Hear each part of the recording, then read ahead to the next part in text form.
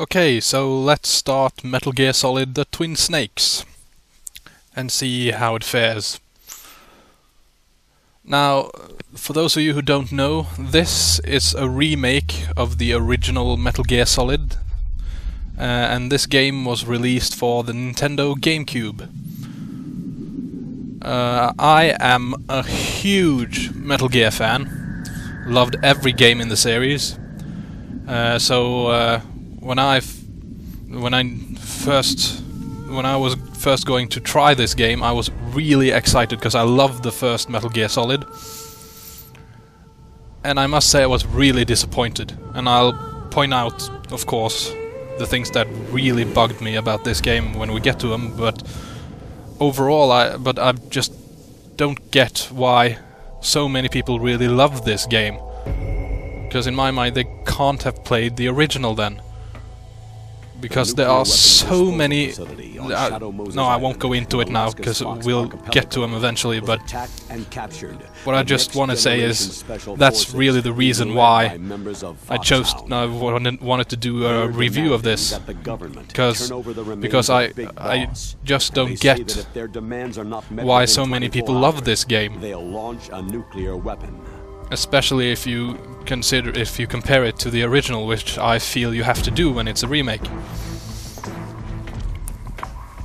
But anyway, what you're seeing now is the introduction video for the game, First, you're to rescue DARPA Chief where the Colonel explains the situation. Kenneth Baker. Both are being held as hostages. Secondly, you're to investigate whether or not the terrorists have the ability to make a nuclear strike, and stop them if they do. What's the insertion method? We'll approach the disposal facility by sub. And then? We'll launch a one-man SDV.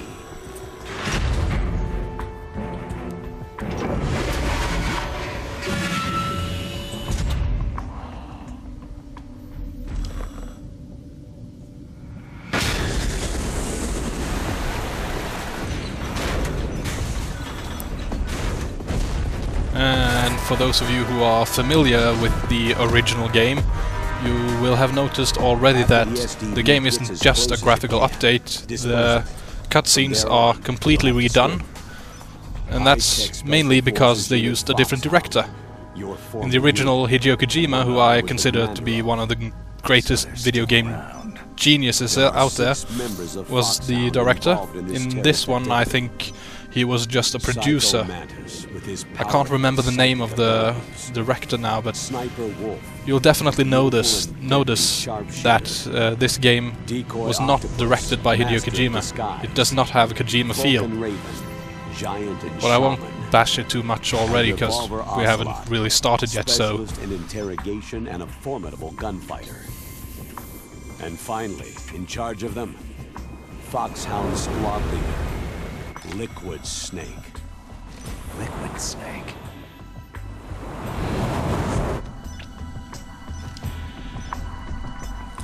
Oh, and by the way, if this review slash walkthrough becomes too long or too boring or whatever, please do let me know if you feel that way, because then I will definitely consider shortening it and doing it a little bit differently. Because I know it might be a bit too long and a bit too boring to do it like this. The nuclear weapons disposal facility, considering that I have to split them up into 10-minute segments anyway. Anyone going with me? As always, this is a one-man sneaking But for now, I am planning to do the entire game, like I said in the intro. Top secret black op. Don't expect any official support. But based on your comments, I might change that as we go.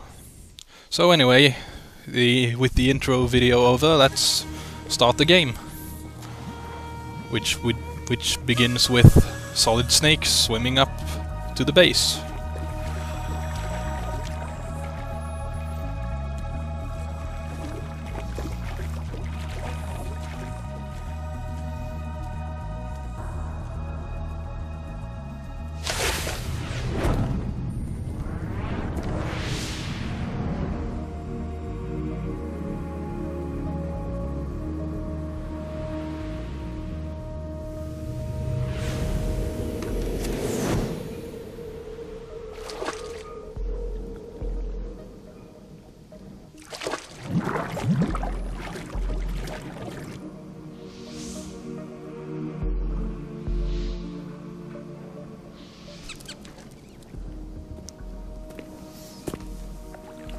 Stay alert. He'll be through here. I know it. I'm going to swat down a couple of bothersome flies. I'm sorry for being a bit quiet right now, but I just don't have a whole lot to comment on right now. Right away. But it'll be coming. I guarantee you. It's just as we have just begun, there's not a whole lot to talk about right now.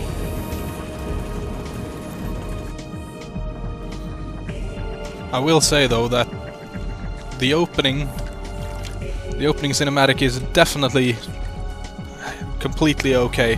There's nothing wrong with them.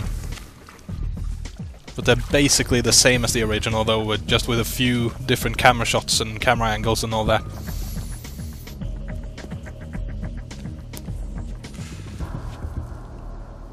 Okay, so with that done, we go into a codec conversation with the Colonel. This is Snake. Colonel, can you hear me? Loud and clear.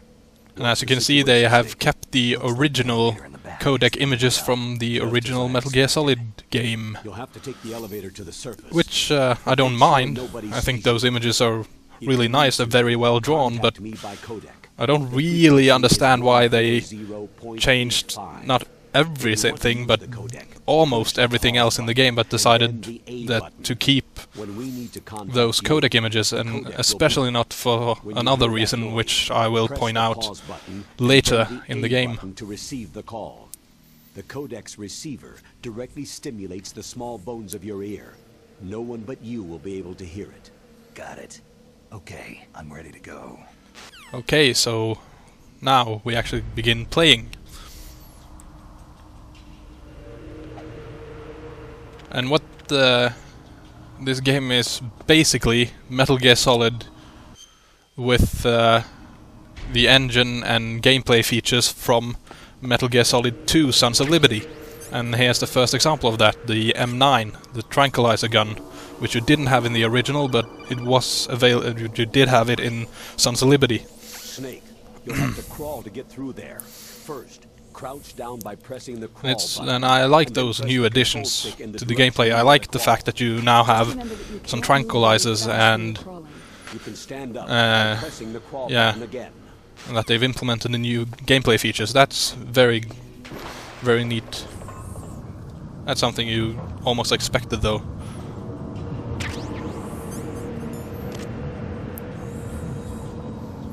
And I don't know if you noticed in the last codec conversation there, but I'll get back to that. Wait, because here you can see you can now also shoot in first person. Couldn't do that in the original. You could look around, but you couldn't shoot. And that's a feature I really think is I think that's a very good feature. It helps out a lot in certain situations. Although some people might say that it does make the game almost a bit too easy at times.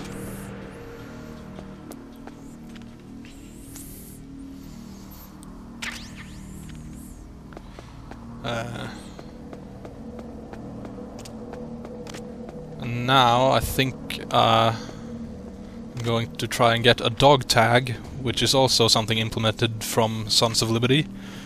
But since I tranked this guy, I have to wake him up. And I can't just punch him because since he's lying on the ground, because the punches don't connect then for some reason. If he was up against a wall so that he was almost sitting against it, then it would have worked, but when they're lying on the ground, your only option to wake him up is to shake him up and down. Come on, wake up.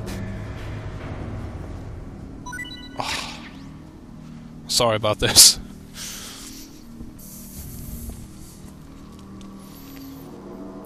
It's not necessary really, but